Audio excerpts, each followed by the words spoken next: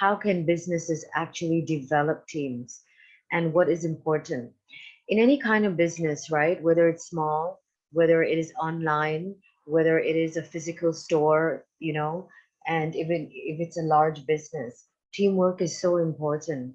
Can you tell me why teamwork is important? What do you think about teamwork?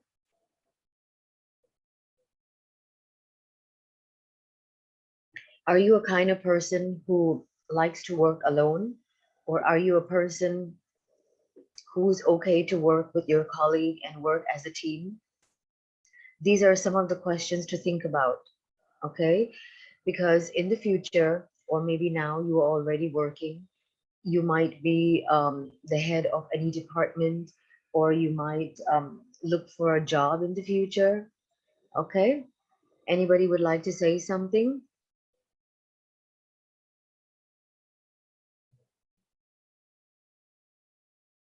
Okay, so I'm going to move on because I'm not going to, please feel free to say something and just don't go quiet and freeze like that. Okay, otherwise I wouldn't know whether you guys are even understanding. Okay. Anyways, all businesses, right? They need a range of skills to be able to survive and grow. But sometimes it's not about surviving, it's about thriving, it's about growing. And as the owner of, let's say, a small business, what do you think they would call upon performance or several roles when necessary, right? You will probably find out that there are more than just one or two roles. So let's say that if you want your business to grow, it will reach a stage when necessary skills need to be improved. And there are certain attributes that you need to consider. So having an effective management team helps you to create a more efficient and capable business. The role of a management team. What do we have in a management team?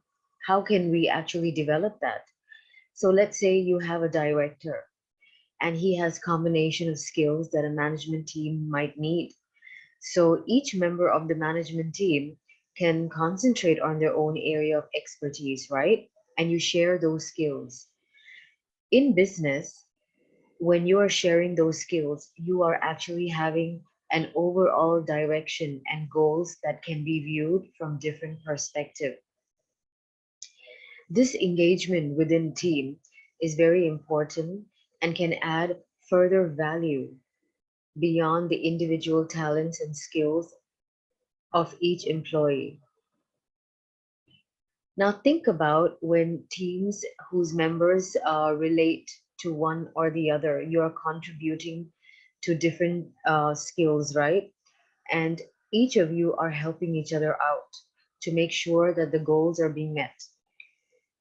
If you are going to be engaged and communicating with employees, customers, clients, suppliers, okay, then a strong management team is important. So, as the business as a whole to grow and develop, grows a management team. And what is important is spreading leadership responsibility. So, as a team, you might have the leader, you might have your boss, you might have someone in your team as a group of three, a group of four, and your business might be just focusing in operating in one or more than one location, and then communicating with each other, trying to have skills that can actually make the products, increasing productivity, selling, service, okay? All that is very important. Think about it right now during the pandemic. What do you think is actually happening? Okay. Now, when we talk about skill sets, what is required for businesses to grow, and how you have different types of departments that need to work together actually to make it successful. You have sales and marketing, production, finance, right? You have procurement, buying, administration, you have social media, you have advertising, you have so many things that um, need to be accommodated to build that team. Okay. Now, let's say when you want to build the team, what do you do? How can you start that? There are various stages that you can do this. Okay. You can review your business progress to the present time and decide what direction you want to go in. And then you can measure your performance. You can measure your performance by doing SWOT analysis, for example. Okay. And when we are doing SWOT analysis, we are trying to understand what kind of leadership skills are we going to be applying. Okay. Now, SWOT analysis, for example, enables the the person who's conducting it or in the business to find out strengths, weaknesses, opportunities, and threats. Okay. Then you're analyzing what skills the business requires to consider the strengths and weaknesses, analyzing these existing skills, business requirements, to find out what kind of priorities, what kind of goals, what kind of skills are missing to improve.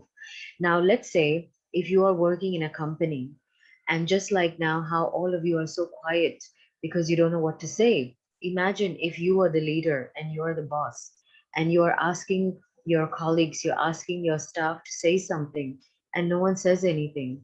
Do you think that your business is actually going to be able to be profitable for the long term if your colleagues do not participate?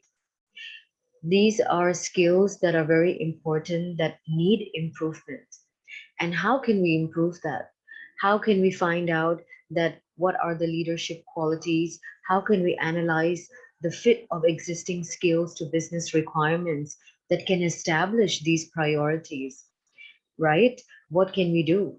How can we re-examine the skill gaps and make sure that we can have or we can consider like options such as consultants, outsourcing, contracting workers, and see what is the cost benefit analysis, right? Because when you are, let's say, when companies are recruiting the staff, they need to, that's why they have interviews. Some companies have more than one or two levels, right? More or two rounds. Some of them have tests, and they also provide training. Why do you think all of that happens? So all of that happens because people working together in a team can benefit organizations greatly and help them achieve their goal, right?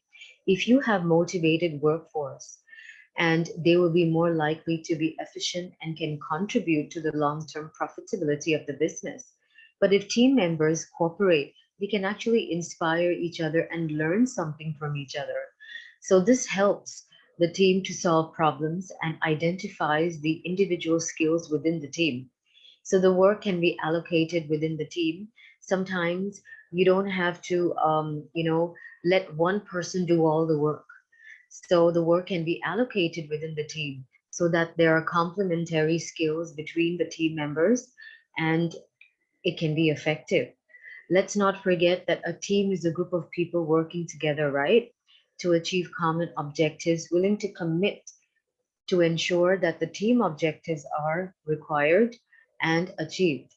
So that's why when sometimes when people work in teams, they have their own type of communication. They can affect others and cause conflict or tension. So that's why developing team or demonstrating team working abilities is very important in businesses.